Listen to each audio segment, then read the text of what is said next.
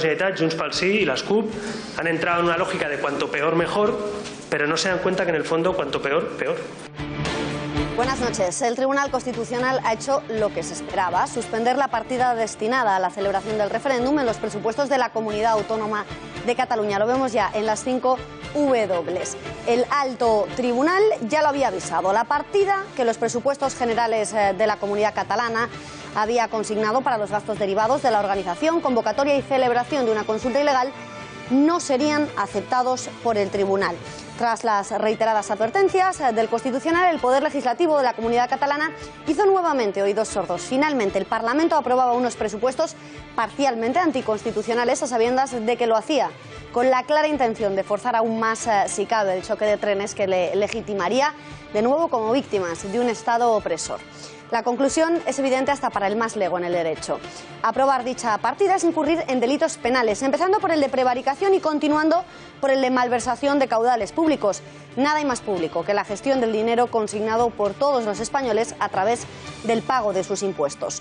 No es la primera vez que el Constitucional advierte a los separatistas de la ilegalidad de sus iniciativas, ni lamentablemente será la última, dada la impunidad en la que están acostumbrados a moverse y lo rentable que les sale el victimismo del que hacen gala cuando alguna sentencia les es adversa o les inhabilita. Cabe esperar que nuevamente la sentencia del Constitucional caiga en saco roto. Lo contrario sería verdaderamente sorprendente. Y llegamos por fin al cómo, y es que a la celebración de esa consulta, de la que ayer les desvelábamos las posibles preguntas, según relató el propio Puigdemont, piensan los separatistas destinar la friolera de 6 millones de euros, que en lugar de destinarse a mejorar servicios públicos básicos, como la sanidad, la educación o la renovación de infraestructuras, se tirarán a la basura para justificar la deriva independentista. Pero es que a los independentistas no les preocupa nada el dinero, porque cuando les falta, el gobierno de la nación acude en su socorro. Editorial con Eduardo García Serrano.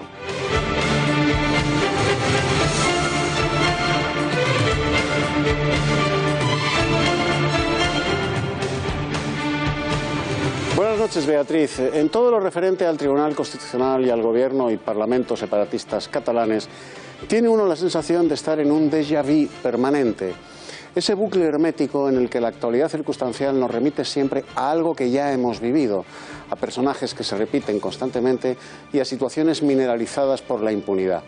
El Tribunal Constitucional y los separatistas catalanes nos ofrecen una sesión continua de aquellos cines de barrio tan viejos y tan inútiles que ya no existen.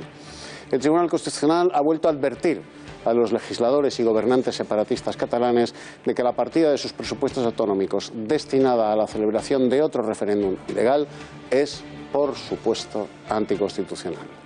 Bueno, ¿y qué?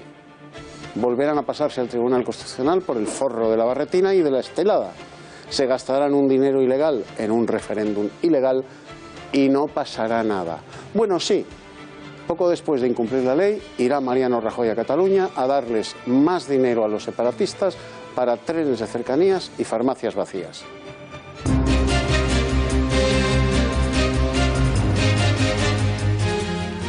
El presidente de Murcia presenta su dimisión in extremis pocas horas antes de que el Parlamento Regional procediese a la votación de la moción de censura contra él y que finalmente ha sido retirada. Arropado por Fernández Maillo, Pedro Antonio Sánchez ha justificado su dimisión alegando que quería evitarle a Murcia un gobierno tripartito. Yo me voy a dejar el alma y la piel por dos cuestiones. Una, por reponer una injusticia.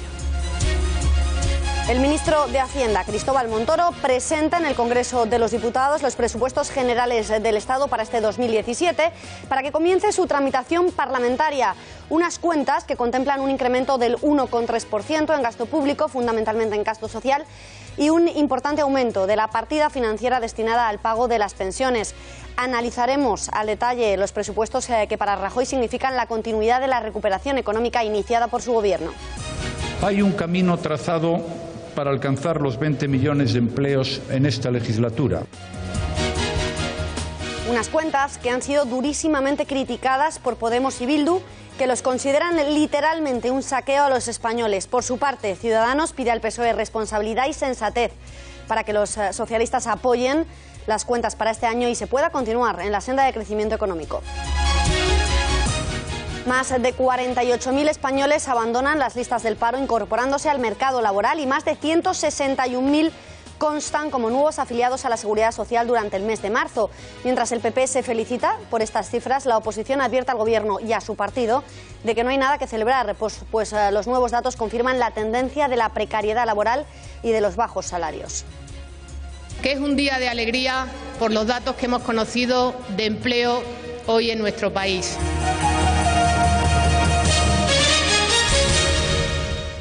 Es la de, en estos momentos, se ha registrado en la Asamblea Regional mi renuncia, mi dimisión a presidir la región de Murcia. Esa renuncia se hace pensando en la gente.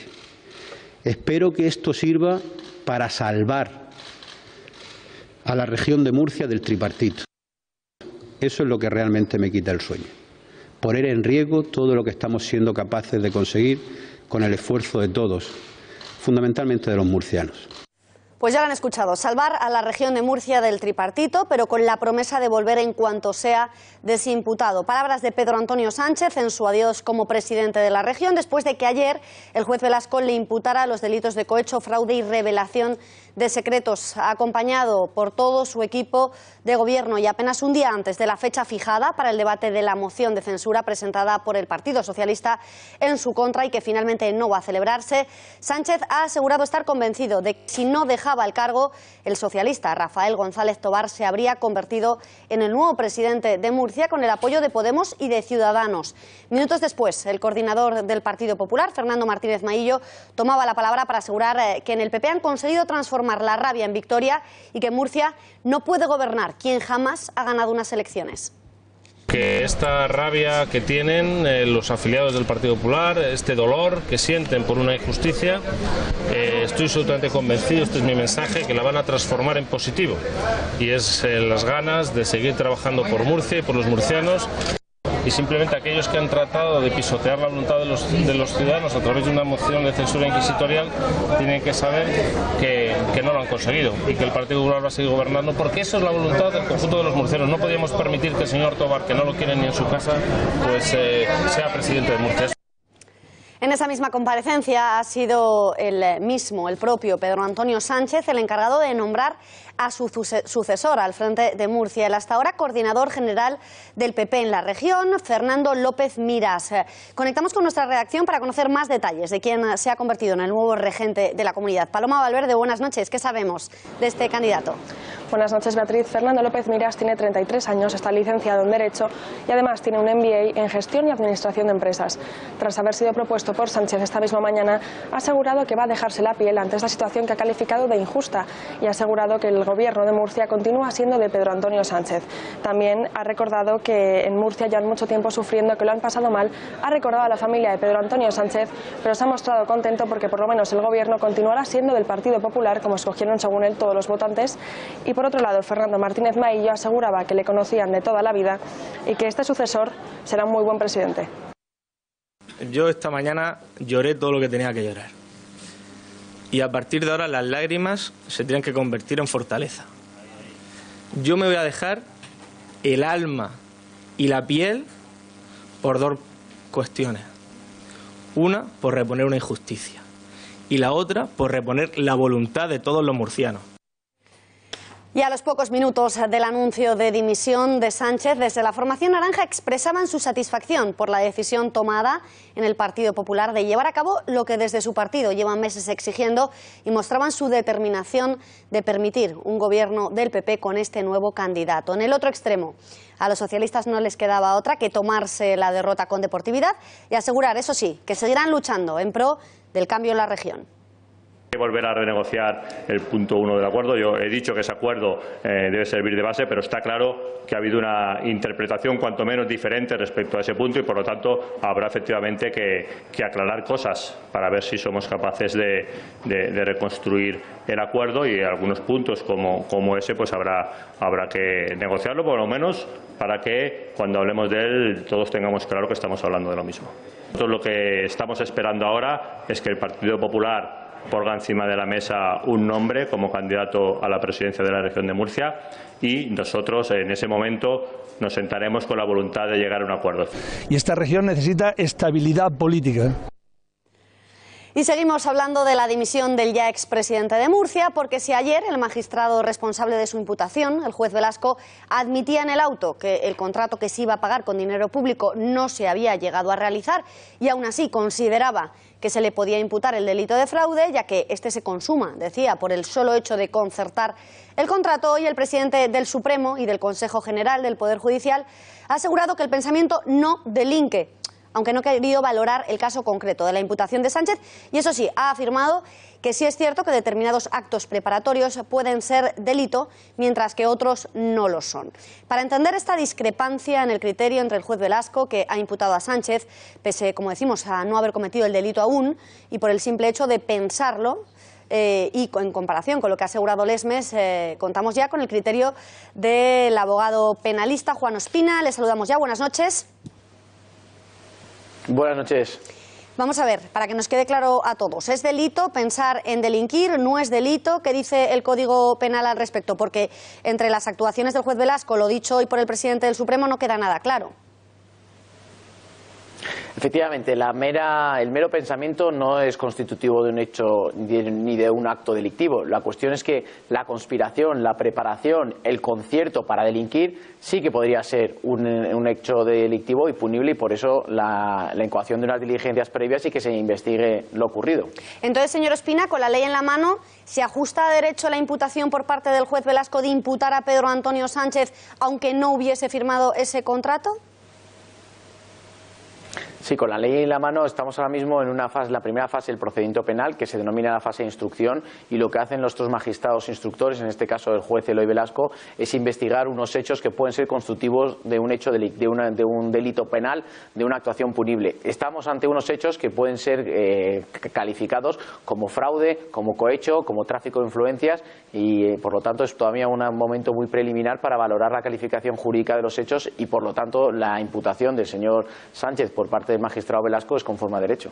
En su auto, el magistrado aseguraba que Sánchez había incurrido en 3 delitos: cohecho, fraude y revelación de secretos. En el auto, como decíamos, sin embargo, el juez admitía que el contrato para mejorar su imagen en Internet, que se iba a pagar con ese dinero público, no se llegó a realizar. Sin embargo, aún así consideraba que se le podía imputar ese delito de fraude, ya que este solo se consumaba por el hecho de concertar el contrato, y añadía, iba más allá, que es que si el contrato se hubiera llegado a realizar habría incurrido en un delito de malversación. ¿Está usted de acuerdo con estas conclusiones que saca Eloy Velasco? Estoy de acuerdo que el delito de fraude requiere una actividad, y que si efectivamente se ha llevado y se ha ejecutado esa actividad se podría clasificar como un hecho punible. Lo que sí que soy un defensor claro del derecho de presunción de inocencia, y todavía en una fase tan preliminar como la que estamos, que es la instrucción, valorar si los hechos son delictivos o no, creo que es demasiado precipitado. Bueno, lo que no se ha quedado claro, según lo dicho por Lesmes, es que si el pensamiento no delinque, y si esto es así, por tremendo que sea lo que pensamos, ¿por qué están codificados los delitos de odio? Porque odiar sin materializar no debería ser delito, y sin embargo lo es, ¿no? Efectivamente, vamos a ver, el mero hecho de pensar no implica que haya una acción punible, pero conspirar, proponer, ejecutar un delito, por ejemplo, en el propio delito del cohecho, el proponer a un funcionario público ofrecerle una remuneración económica para que éste realice una actividad, esa mera proposición, que va más allá del pensamiento, es un hecho delictivo. Por lo tanto, la investigación es conforme a derecho y esperamos que se diluciden todas las responsabilidades. Pues Juan Ospina, muchísimas gracias por habernos ayudado a entender un poquito más toda esta confusión. Muchas gracias y buenas noches. Gracias a ustedes, buenas noches. Eduardo, ¿el pensamiento delinque o no delinque? No, Beatriz, no. Si el pensamiento delinquiese, las cárceles no darían abasto, estarían así, abarrotadas. De ahí, entre otras muchas consideraciones, la separación entre pecado y delito. Todos los delitos son pecado, pero no todos los pecados están codificados como delitos, y menos aún los que flotan en el mundo abstracto de las ideas, del pensamiento. Pensar en delinquir es un pecado, pero no es un delito hasta que no pasamos del vaporoso mundo de las ideas o los deseos a los hechos consumados, sustanciando lo que pensamos en un delito concreto. Vamos a ver, un católico peca con el pensamiento, pero un ciudadano, aunque sea católico, solo delinque con los hechos. El juez Velasco, además de la toga, se ha puesto la sotana a la hora de imputar al expresidente de Murcia por la no consumación de un delito que, si bien es cierto, se prefijó en términos contractuales, pero en ningún momento llegó a sustanciarse en hechos delictivos perseguibles de oficio. Si el juez Velasco se autoerige en el juez Lynch del pensamiento, en el Pepito Grillo de nuestras conciencias, acabaremos todos en las cárceles en las que él y sus colegas no se han atrevido a meter a los Puyol, a la infanta Cristina y a Urdangarín. Y esos sí que han pecado y delinquido de palabra, obra y comisión, sobre todo de comisión.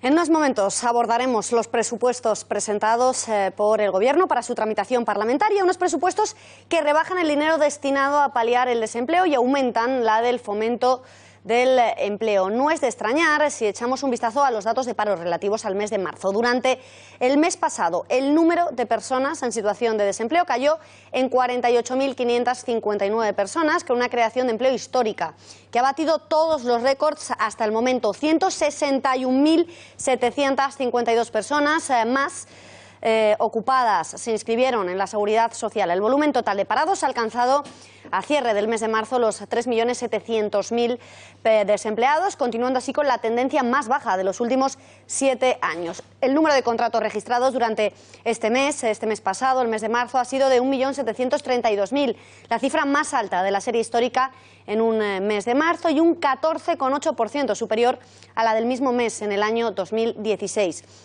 Marzo de 2017 ha sido también un buen año para los contratos con carácter indefinido, 178.428 contratos indefinidos, el 10,3% del total, con un incremento del 18,4% sobre el mismo mes del ejercicio anterior. Los españoles están de enhorabuena, así lo piensan en el Gobierno, que han celebrado las cifras con alegría y como muestra de la mejora de la economía. Así lo creen tanto la ministra del ramo, Fátima Báñez, que ha situado a Castilla y León como el referente en la creación de puestos de trabajo. Por su parte, el jefe del Ejecutivo, Mariano Rajoy, considera estos datos una excelente noticia y un acicate para perseverar, en la misma línea de lo defendido por Juan Rosell, presidente de la COE.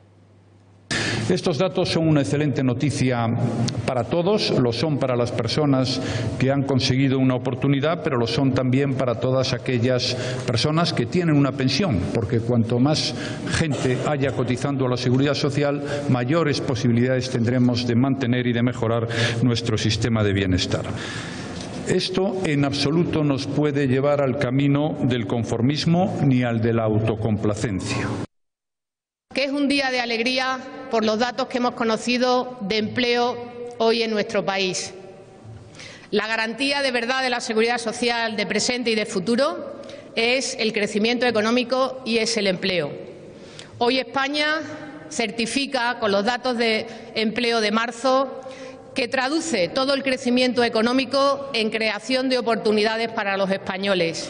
Ese es el mejor aval para la tranquilidad de los pensionistas y, sobre todo, para la confianza y la esperanza de muchos españoles que todavía quieren trabajar, merecen trabajar y todavía no han encontrado ese puesto de trabajo. Un dato que nos acerca más hacia el objetivo de recuperar el empleo que teníamos pues a final del 2007, que eran más de 19 millones de personas afiliadas a la Seguridad Social. Todavía nos queda pues un camino importante por recorrer. Pero no todos los sectores han recibido con tanto alborozo las cifras de desempleo relativas al mes de marzo, mientras que para unos son la prueba de una tendencia. En el otro extremo, aluden a la precariedad de los empleos creados. Ahora mismo, respecto al 2011, hay más empleos de los que había en 2011. El volumen total de recaudación de la Seguridad Social es más bajo y no se recupera a la vez. ¿Esto por qué se explica? Porque en nuestro país los gobiernos que han existido durante la crisis han gestionado esta crisis de forma tal que el empleo que se crea hoy en nuestro país, se lo decía también al valorar los presupuestos generales del Estado, son empleos de mala calidad. Los datos de hoy son mejores que los de antes de ayer, pero de verdad que con un 40% de paro juvenil, de verdad que con un 18% de paro, de verdad que con una precariedad de 9 de cada 10 contratos en España, ¿estamos para sacar pecho? ¿De verdad que nos tenemos que conformar con tener el paro más alto de Europa siempre? Yo soy bastante más optimista y ambicioso, y por eso Ciudadanos va a plantear un nuevo marco laboral. Es tanto la calidad del empleo como una situación que evidentemente con incremento, con un modelo productivo absolutamente de pies de barro pueda estar generando la calidad. Pues para analizar todas estas reacciones que hemos conocido hoy sobre la creación de los 48.000 nuevos puestos de trabajo en el mes de marzo, contamos con la ayuda del economista Carlos Martínez. Señor Martínez, buenas noches. ¿Me escucha? Buenas noches. Sí. El desempleo ha caído en más de 48.000 personas y se han batido todos los récords de afiliación a la Seguridad Social. Mientras que en el Gobierno sacan pecho, Albert Rivera, le acabamos de escuchar, les acusa de conformistas en el país con más paro juvenil de Europa y aprovecha el día de hoy para pedir un cambio en el marco laboral. En su opinión, ¿tiene motivos para estar satisfecho el Ejecutivo?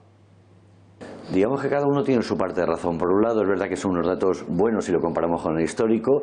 Una afiliación de 160.000 nuevos cotizantes a la Seguridad Social es algo que no se había visto en un mes de marzo sin una Semana Santa, pero es verdad que seguimos teniendo 3.700.000 parados. Es una cifra muy elevada sobre la que tenemos que trabajar y evidentemente no es un motivo para lanzar las campanas al vuelo. Pero lo que ha dicho Albert Rivera no deja de ser cierto. ¿Qué tendría que hacer el Ejecutivo para potenciar la creación de empleo entre los más jóvenes? Desde luego, lo primero que tenemos que ver es la mejora de sus competencias profesionales, que sus competencias sean acordes a lo que el mercado demanda y si no tendrán que ser objeto de una recualificación y de un proceso de formación para que haya una conexión entre la oferta y la demanda y estos jóvenes encuentren trabajo y desde luego cotizaciones muy favorables a la Seguridad Social y otro tipo de incentivos fiscales. Hoy también se han presentado los presupuestos generales del Estado que ahora detallaremos para su tramitación parlamentaria. Uno de los objetivos fundamentales, prácticamente el más importante, es la lucha contra el paro. ¿Son realistas las previsiones que maneja el Gobierno de crear otros 500.000 empleos nuevos este año? Y más allá de si es posible, ¿cómo va a ser este empleo? ¿Va a ser tan precario como denuncian los agentes sociales? Desde luego, a mí la cifra de 500.000 me suena excesiva. Yo creo que sería mucho más razonable, mucho más normal pensar en unos 400.000 puestos de trabajo.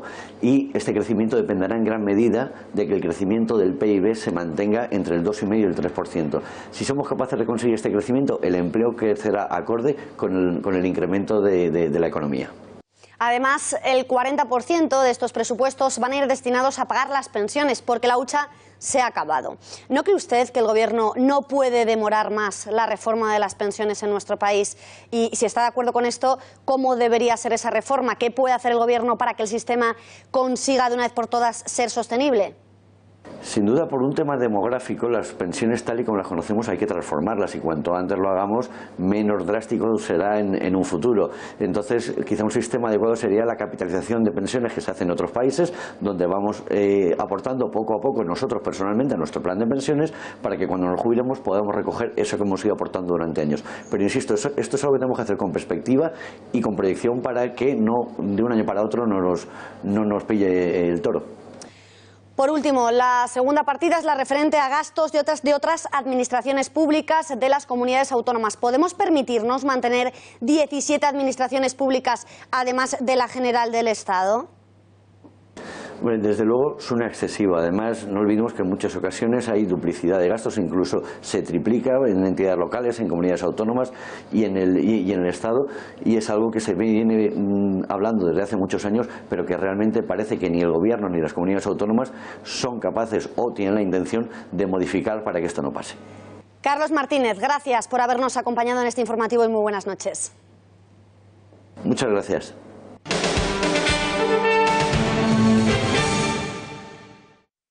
Y esto demuestra la mala fe de quien ha hecho estos presupuestos para ir al choque de trenes. Si a mí me dicen que una partida es inconstitucional y me lo dice un organismo mío y paso del organismo, ¿cómo me voy a quejar de que luego el Tribunal Constitucional me los tumbe? Creo que el Gobierno de la Generalitat, Junts pel Sí y las CUP han entrado en una lógica de cuanto peor mejor, pero no se dan cuenta que en el fondo cuanto peor, peor.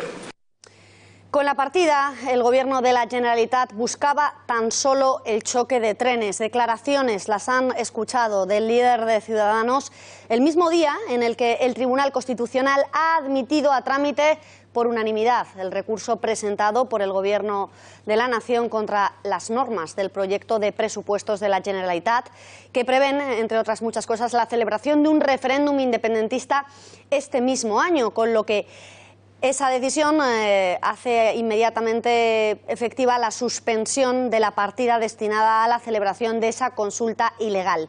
Además, el alto tribunal avisa en la resolución a los líderes soberanistas de que pueden incurrir en responsabilidad penal si no acatan esa suspensión. Este punto ha sido objeto de un largo debate en el Pleno del Constitucional. ¿Se imaginan que la ideología, las creencias religiosas o la vida sexual de los agentes de seguridad de nuestro país se hiciese pública? No respetarían el derecho a la privacidad de la policía, ¿verdad? Pues es lo que quiere llevar a cabo la alcaldesa de Barcelona, quien el pasado mes de febrero, en el boletín oficial de la provincia, anunció la creación de un registro que insta a obtener datos personales de los policías, como sus propiedades, su historial académico y médico, sus suscripciones, su ideología, como decíamos, también sus creencias religiosas, su vida sexual, o si están sometidos a algún tipo de investigación penal o administrativa. Al otro lado del teléfono se encuentra el portavoz del sindicato CESIF en el Ayuntamiento de Barcelona, Eugenio Zambrano. Señor Zambrano, muy buenas noches. Hola, buenas noches. ¿Qué cree que pretende Ada Colau con la creación de este fichero ideológico de toda la policía?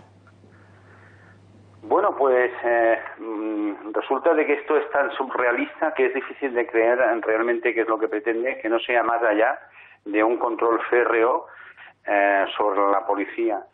En este caso, en Guardia Urbana, pues la verdad, hay una alarma social en el ámbito profesional por la medida que ha tomado la señora alcaldesa, teniendo en cuenta de que esto podría vulnerar derechos fundamentales y hay una clara intromisión en la vida privada de los empleados públicos, en este caso de la policía en Guardia Urbana.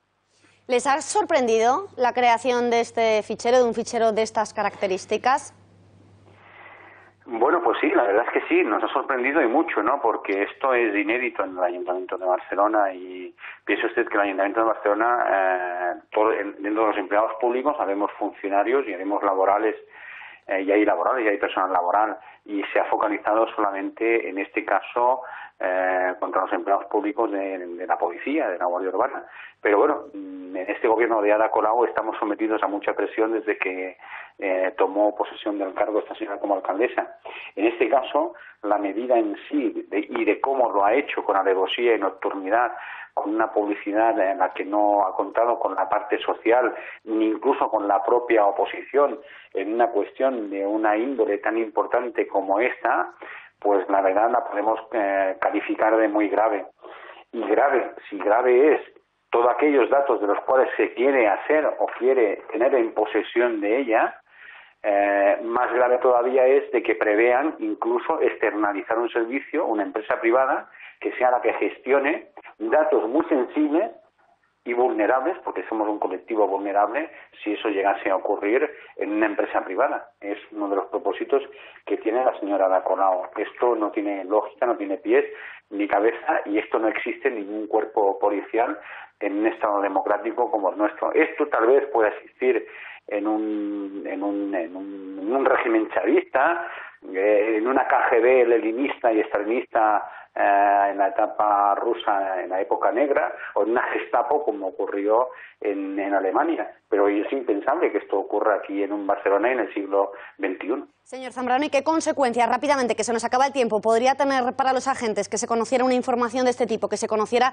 sus antecedentes de cualquier tipo, historial médico, afiliación política, creencias religiosas, hasta la vida sexual? ¿Quiere saber Ada Colau de los agentes? Sí, incluso va más allá, cuentas bancarias, propiedades, tarjetas, el colegio donde van tus hijos, los clubs, las asociaciones, suscripciones, revistas, webs, creaciones artísticas, científicas, técnicas. Bueno, es que abarca toda la esfera privada de lo que es las personas, ¿no? Y todo lo que tenemos protegido en nuestra Constitución española. Evidentemente, si esto cae en manos de cualquier persona, pues es terriblemente lo que se podría ocurrir en contra de los funcionarios de la Policía Guardia Urbana de Barcelona. Pero es que la señora Ada Colau va más allá. No solamente pretende controlar lo que es Guardia Urbana de Barcelona, sino también las policías locales, las 214 comisarías de policías locales que hay en todo el territorio de Cataluña, dependientes de ayuntamientos locales autónomos al de Barcelona, incluso el de la Policía Autonómica, Mossos d'Esquadra, y de todos aquellos que pasen por el Instituto de Seguridad Pública de Cataluña, la Escuela de Policía de Cataluña. O sea, sí, va más allá de su esfera competencial.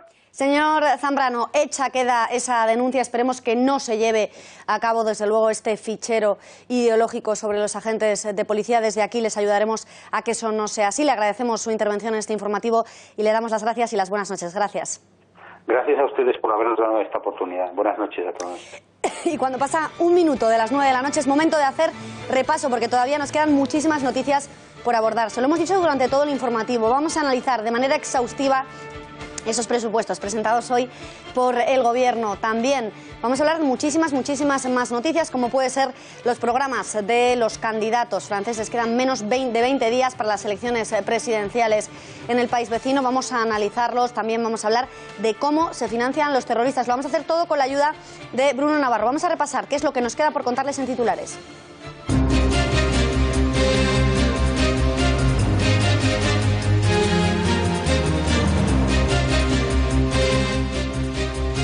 Y un día más también nos toca hablar de Podemos, porque en la formación quieren que el Estado pague las cotizaciones de los cuidadores de las personas dependientes.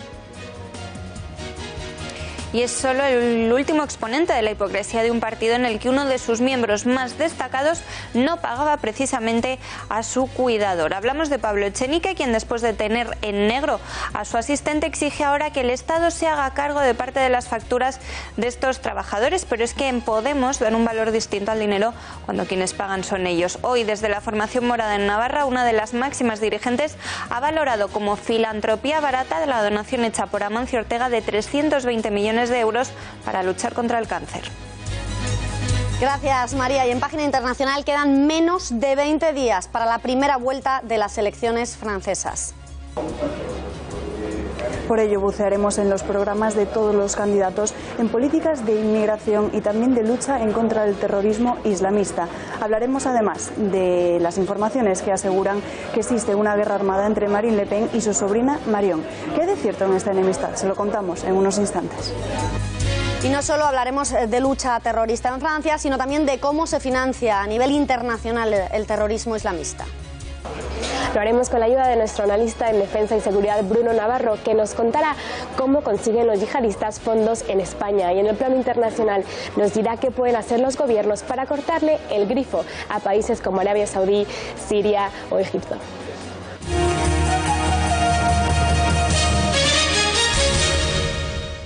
Aquí puedo contar lo que pienso, ¿verdad? Hombre, a mí me toca las narices, por no decir a mi mujer delante, me toca las narices que Margarita Robles, que no es afiliada nuestra, que fue miembro del Consejo General del Poder Judicial gracias al apoyo del PP, diga que la militancia tiene que opinar y tú estás afiliante, tú primero para empezar.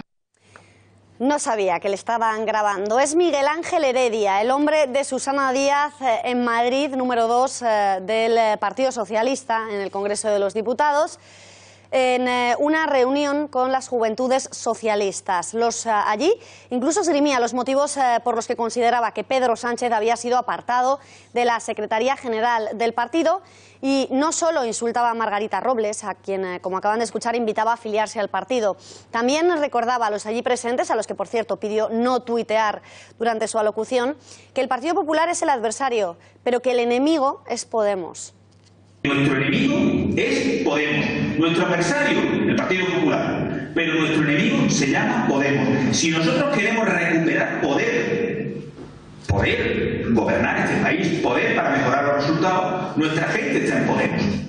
Y sin atacar Podemos, porque a Podemos no vamos a atacarlo, tenemos que atacar a la cabeza de Podemos, que se llama Pablo Manuel Iglesias. Por cierto, le jode mucho que le digan Pablo Manuel, porque es que le llamen Pablo Iglesias. Yo he dicho que no, que yo le llame Pablo Manuel. Bueno, pues Pablo Manuel, a ese hay que disparar de forma permanente, porque no es que sea malo, es peor. Odia a los socialistas, nos odia. Y tenemos una noticia de última hora porque la tuitera Cassandra, condenada por enaltecer el odio en las redes sociales, podrá obtener finalmente una beca a pesar de la decisión judicial en sentido contrario. Última hora que nos cuenta ya Juan Ernesto Fluger de La Gaceta. Fluger, muy buenas noches. Buenas noches, Beatriz.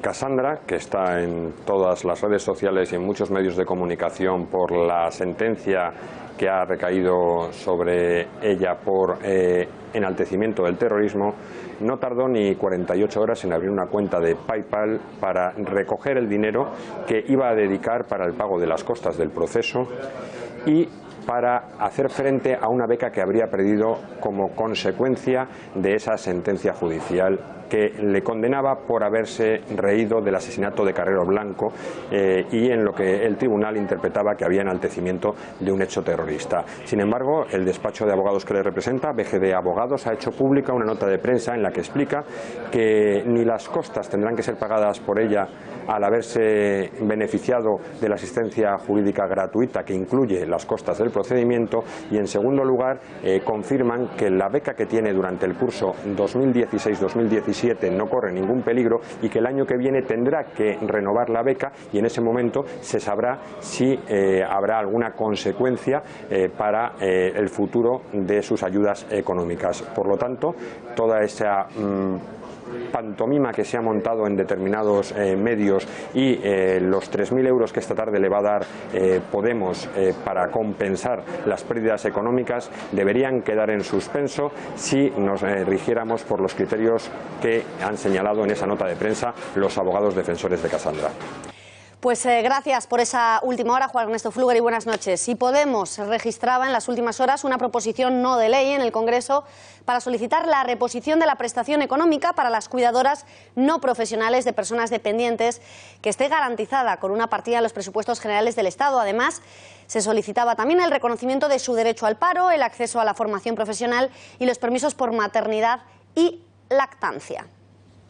La iniciativa de la formación morada sorprende por dos motivos. El primero, que hace unas semanas se habían negado a apoyar otra iniciativa muy similar. El segundo, porque uno de sus pesos pesados, Pablo Echenique, no es precisamente un ejemplo de conducta modélica en cuanto a respetar derechos de los cuidadores de dependientes. Y en los últimos días en Aragón, el mismo ha abanderado incluso una propuesta para perseguir a quienes no pagan las cotizaciones de las empleadas del hogar. Una ironía que ya hacían notar desde la oposición. ¿Se imaginan, señorías, tener que despedir a alguien, la señora Sanz, y que no le puedan dar indemnización por estar sin contrato? Chachán, pues señora Sanz, dígaselo al señor Echenique. Y es que el secretario de Organización de Podemos, a pesar de mostrarse así de rotundo hace menos de un año, que se vuelva a pagar la seguridad social a las cuidadoras familiares, porque es una vergüenza que se tenga gente trabajando sin pagarle la seguridad social. Escondió un oscuro secreto que salió a la luz pocos días después de estas declaraciones. Mantuvo a su asistente en el año 2012 sin contrato ni seguridad social. Pero es que estas irregularidades no solo se remontan a ese momento, sino que en 2015, 3 años más tarde, esta situación ocurrió durante otros 14 meses. Como se suele decir, consejos vendo, pero para mí no tengo. Pero este no es el único escándalo que salpica la formación morada, porque desde Navarra califican la donación hecha por Amancio Ortega de 320 millones de euros para comprar nuevos aparatos y tratamientos que ayuden a la detección, tratamiento y curación del cáncer, de filantropía barata. Despreciables declaraciones de Laura Pérez, portavoz de Podemos en el Ayuntamiento de Navarra. Parece que en Podemos, Eduardo, dan un valor distinto al dinero en función de si quien se lo gasta son ellos, como en el caso de Echenique, o si el que se lo gasta son los otros, que les parece nada, calderilla, los 320 millones de euros dados por Amancio Ortega. Que han salido además del bolsillo de Amancio Ortega, no de la caja de Inditex. Pablo Echenique tiene la cara tan dura que contrataba, es un decir, asistentes personales sin alta en la Seguridad Social y pagándoles en negro. Y ahora es uno de los que se erigen abanderado de que los trabajadores que asisten y ayudan a los dependientes como él coticen a la seguridad y tengan derechos. Los derechos y las cotizaciones que les negaba, claro. Con la misma desvergüenza y miseria moral, Podemos califica de filantropía barata la donación de 320 millones de euros que Amancio Ortega acaba de hacerle a la Seguridad Social española para equipamientos de diagnóstico y tratamiento del cáncer. Donación que, por cierto, Amancio Ortega ha sacado de su bolsillo personal y no de la caja de Inditex. ¿Cuánto dona Podemos para paliar el dolor de los débiles, el hambre de los frágiles y las necesidades básicas de los necesitados? Nada. ¿Cuántos comedores sociales tiene abiertos Podemos? Ninguno.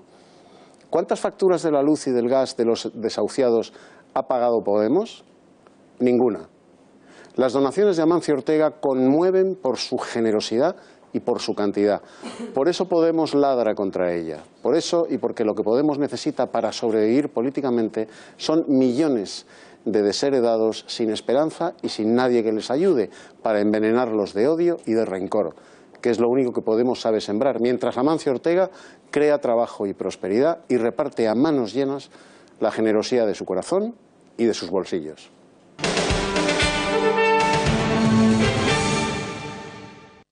Y en página internacional y a punto de celebrarse las elecciones en Francia, con Marine Le Pen encabezando la totalidad de los sondeos, ahora son muchos los que denuncian una guerra familiar dentro del partido, la mantenida entre Marine y su sobrina, Marion. ¿Qué hay de cierto en esta enemistad? Se lo preguntamos ya al director de La Gaceta, Kiko Méndez Monasterio. Kiko, buenas noches. ¿Es verdad o es mentira? ¿Se llevan bien o mal? Muy buenas noches, Beatriz. Es cierto que cíclicamente regresan los rumores más o menos fundados sobre las enemistades, la rivalidad entre las dos grandes mujeres del Frente Nacional, Marine Le Pen y Marion, su sobrina. Sobre todo desde la ruptura de Marine con su padre, el abuelo de Marion, que también era de alguna forma una ruptura política hacia una moderación y una transversalidad del Frente Nacional que con la figura paterna no era posible. Es cierto que las diferencias existen. Marion está más cerca de una derecha tradicional, incluso algo más liberal en lo económico, y digo, de una derecha más contundente en lo nacional y en lo social. Marine, pues ya cercana, o como ve que tiene posibilidades de llegar al poder, sí ha abierto algo más la mano y ha hecho declaraciones más ambiguas. Pero en cuanto a creer que hay una enemistad radical, una guerra a muerte entre tía y sobrina, pues hombre, la prensa que lo sostiene es la misma que decía que Donald Trump era un payaso que no tenía posibilidades, que el Brexit era una imposibilidad, o que Marine Le Pen no tendría nunca posibilidades de llegar a la República, a la presidencia de la República Francesa. Es poco creíble lo que esos medios están hablando sobre el Frente Nacional. Un detalle: Marine se lleva muy mal con su padre, con Jean-Marie, pero cuando hace escasos meses el Frente Nacional ha necesitado una inyección de dinero, se la ha pedido su padre y su padre se la ha dado. Gracias, Kiko. Pues nada, habrá que seguir de cerca esa amistad o enemistad. Y comienza la cuenta atrás, como decíamos, en Francia, y es que quedan menos de 20 días para la celebración de la primera vuelta de las elecciones en el país galo. Las encuestas señalan a dos claros favoritos, Marine Le Pen por un lado y Emmanuel Macron en el otro, pero en medio de la polémica por la salida del Reino Unido, la mala gestión de los refugiados o el cada vez más posible Brexit, veamos qué defienden cada uno de ellos. Salva Vila ha buceado en los programas electorales de todos los candidatos a las presidenciales, no solo de favoritos. Salva, buenas noches. Muy buenas noches, Beatriz. Pues vamos a ello y lo hacemos de manera temática. Comenzamos por las políticas migratorias. Aquí Marine Le Pen es la más beligerante, su caballo de batalla ideológico. La candidata del Frente Nacional no esconde que perseguirá la inmigración, pero no solo la ilegal, también la legal. Para ello implantará un cupo máximo de inmigrantes fijado en las 10.000 personas por año e impondrá un impuesto extra a las empresas que decidan contratar a extranjeros. Iniciativa recogida también por el conservador François Fillon, que apuesta por una cuota anual de inmigración, pero en su caso esta se fijaría por medio de la votación en la Asamblea Nacional. Asimismo, aboga por renegociar los controles fronterizos europeos. Veamos ahora qué opinan los candidatos de la izquierda. El candidato independiente Emmanuel Macron y el socialista Hamon apoyan, por el contrario, la política de puertas abiertas impulsada por la canciller alemana Angela Merkel. Además, el sustituto de François Hollande exige también la acogida de más refugiados y señala la necesidad de implementar nuevos mecanismos de integración. Pasemos ahora al siguiente bloque temático referente a sus propuestas para luchar en contra del terrorismo. Empezando por Le Pen, quien de nuevo es la más radical en contra del terrorismo. Para ello propone el total abandono de la OTAN, el aumento de gasto en defensa, reintroducir el servicio militar obligatorio y estrechar los lazos con Rusia para resolver el conflicto en Siria. Medidas también planteadas por el candidato de los republicanos, Fillon, que además promete la creación de 16.000 nuevas plazas en las prisiones del Estado y la creación de una jurisdicción penal terrorista excepcional. Y terminamos por lo defendido por Emmanuel Macron, quien prefiere que Francia coopere con Estados Unidos y propone la creación de 10.000 plazas para la policía con un aumento del 2% del PIB en defensa.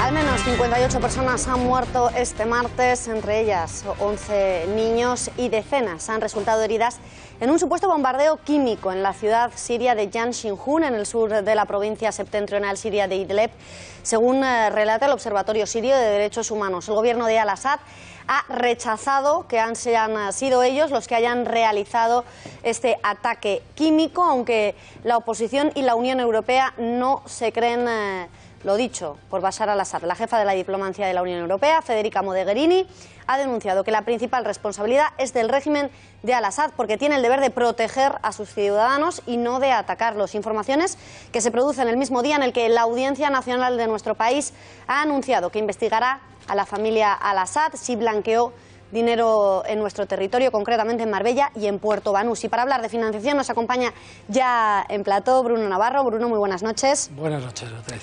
Pues tenemos 10 minutos para abordar ampliamente la financiación del terrorismo islamista.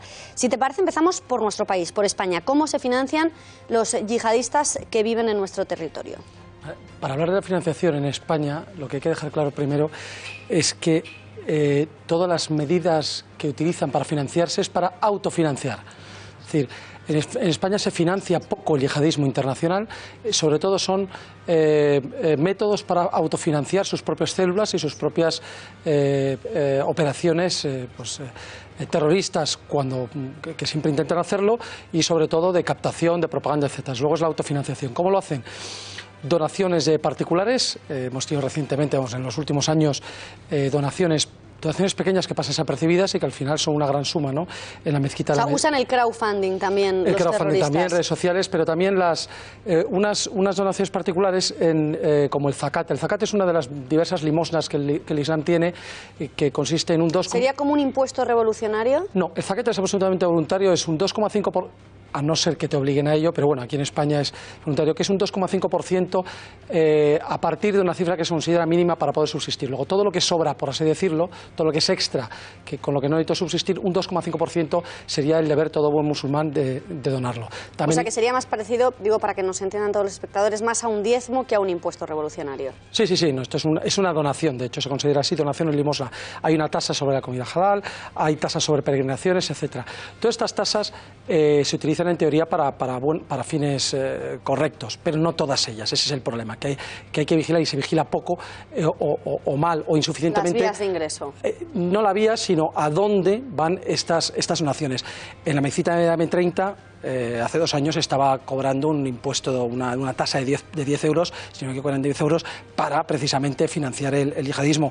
En el barrio del Príncipe, en Ceuta, también había una serie de tasas. Están las microdonaciones, que no superan 300 euros, por los que cualquiera puede estar donando a Siria o Irak. Ya podríamos hablar luego cómo llega el dinero allí, pues es muy fácil darlo. Ahora, ¿cómo consigo que un combatiente en Siria reciba ese dinero?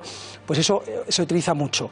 Y por último, también el tráfico de drogas, tanto a pequeña como a gran escala, como métodos, igual que cualquier otro tráfico ilícito en España, de trapicheo, si podemos decir así, para poder autofinanciarse y financiar los pequeños costes que tiene realmente el terrorismo en España, que son pocos. Bueno, eso a nivel nacional, pero y a nivel internacional, porque esto a mí me ha parecido un poco como de trapicheos, que aunque sea poco a poco, pero sobre todo pues nos has hablado de tasas, de pequeñas donaciones. El terrorismo islamista a nivel internacional, me imagino que será más grande, además de todo esto que nos has contado. Correcto.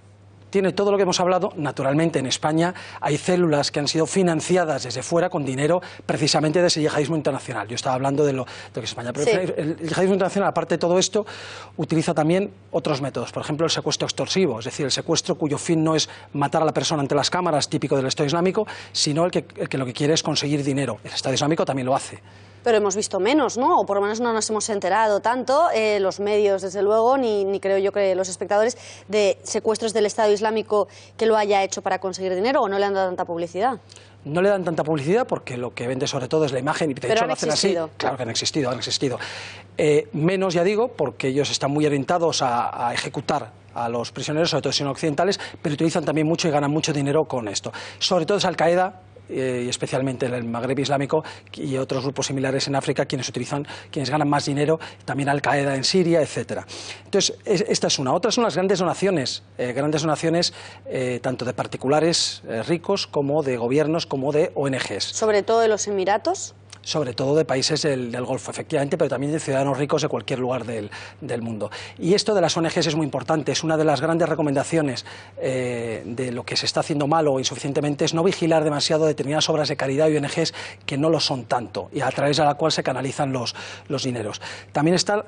Ya podríamos hablar también del Estado Islámico o Al-Qaeda en determinados lugares como Siria e Irak, tienen territorios propios. Esos territorios propios los gestionan y, por lo tanto, otra vía de ingreso es la extorsión o impuestos, según quien lo sufra o quien lo ordene. Ellos consideran que están haciendo impuestos a sus ciudadanos de su Estado. En el fondo es extorsión. El saqueo de bancos, los famosos bancos de Mosul, pero tienen bancos en Siria y en Irak que los han saqueado absolutamente. La explotación agrícola de las tierras que están a su merced y consiguen grandes pingües beneficios. Y luego todos los tráficos ilícitos. Conocemos el petróleo del Estado Islámico, conocemos las drogas como el opio de los talibanes, su principal medio de subsistencia. El 90% del opio mundial está en Afganistán y la mitad pasa luego por manos del Estado Islámico en Siria e Irak para transitar al resto de países.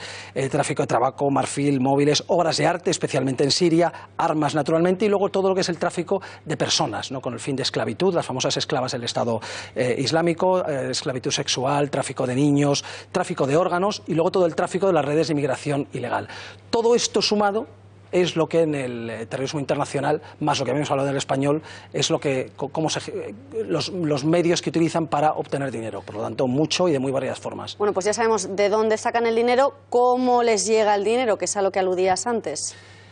Más que cómo les llega, ¿cómo se mueve el dinero? ¿Cómo mueven este dinero? Lo más curioso y quizás lo más importante es lo que llaman las transferencias informales de fondos.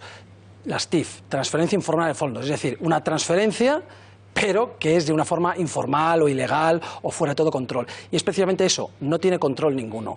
Las TIF, la más famosa de las TIF es la hawala. La hawala es un método que lleva existiendo desde hace siglos y por la que un ciudadano, voy a ver si lo consigo explicar. Un ciudadano en Barcelona quiere una persona en Barcelona, por poner un ejemplo, podríamos decir cualquier otra ciudad. Efectivamente, pero bueno. Bueno, porque es foco terrorista Cataluña. Exacto, no es por otra cosa. Podría ser Ceuta, podría ser Madrid, Valencia, los focos. Un ciudadano en Barcelona quiere dar 10.000 euros. Lo tenemos, el gráfico que nos iba a ayudar a entender esto de lo que nos estás hablando. Perfecto. La persona A está en Barcelona y la persona B, que están en amarillo, ¿de acuerdo? La A está en Barcelona y la B está en Siria. A quiere dar dinero, que el dinero lo vemos ahí en líneas rojas, ¿de acuerdo? Y en líneas azules es la clave, ¿de acuerdo? La clave en línea azul. El individuo A le quiere dar dinero al B y para eso le da una clave, le da una clave a B y le dice... No entiendo, ¿a qué te refieres? Ahora lo veremos. Es la clave por la cual van a aceptar darle el pago del dinero. Una clave, una contraseña. Una contraseña, bien. Vamos a elegir una, por ejemplo, chaqueta roja. Bien. Venga, pues dice, tu clave es chaqueta roja. A la vez, el número 1 nos indica cómo le está dando el dinero, esos 10.000 euros. Más la contraseña. A un ciudadano X. A X. X es lo que llaman un remesador. El remesador es el banquero ilegal. Hay muchos y basan toda su actividad en la confianza que tienen unos en otros. No hay ningún tipo de registro más que algún libro que puedan tener ellos. X recibe el dinero, los 10.000 euros, y recibe una contraseña, chaqueta roja. Le pasa, no el dinero, vemos que no hay tránsito de dinero, no hay flecha roja, le pasa la contraseña al remesador M que está en Siria. y le dice, le vas a dar el dinero a cambio de la contraseña a B, al ciudadano B, que está ahí junto a ti, está en tu ciudad o en el pueblo de al lado. Naturalmente tiene la contraseña. B naturalmente tiene la contraseña porque se la ha dicho telefónicamente su amigo A desde Barcelona. B va a ver al remesador M y le dice la contraseña, chaqueta roja, toma tus 10.000 euros. Con lo cual es dificilísimo hacer el seguimiento del dinero porque el dinero no llega a viajar. Prácticamente imposible. Aquí hay algo que falla y decimos, joroba, M se ha quedado sin 10.000 euros, el remesador en Siria ha dado 10.000 euros, pero el remesador de Barcelona ha ganado 10.000 euros. ¿Cómo se soluciona? ¿Cómo se soluciona? Porque mañana pasado, el mes que viene, habrá una operación a la inversa, tanto en dinero como en especia, y al final todo esto se basa en la confianza. No pueden denunciar que no le pague, pero todos pagan y lo hacen muy bien. Es algo que no es terrorista, es algo que es propio del Islam, se ha utilizado siempre. El problema es que está fuera de todo control y por lo tanto la hawala es utilizada por traficantes y por terroristas de todo pelaje. Bruno, se nos ha acabado el tiempo, nos quedan nada, 30 segundos, pero ¿qué se puede hacer rapidísimamente? ¿Qué sería lo primero que tendrían que hacer los gobiernos occidentales para acabar, para cortar la financiación a los terroristas? Se hace mucho. El GATI, que es el Grupo de Acción Financiera del G8, da unas 40 recomendaciones. Y hay 3 sobre todo que son las que quizás no se están cumpliendo del todo. La penalización de la financiación, que en España se hace mejor desde 2015, se puede hacer todavía mejor, es decir, más penas más fuertes. La congelación de los activos a tiempo, no se hace a tiempo. Y sobre todo el control, lo hemos dicho antes, de las ONGs y las obras de caridad. Pues con esas recomendaciones a todos los gobiernos decimos adiós a este informativo, se nos ha acabado el tiempo, les dejamos con nuestra programación y nosotros volvemos mañana a las 8:30. Gracias y buenas noches.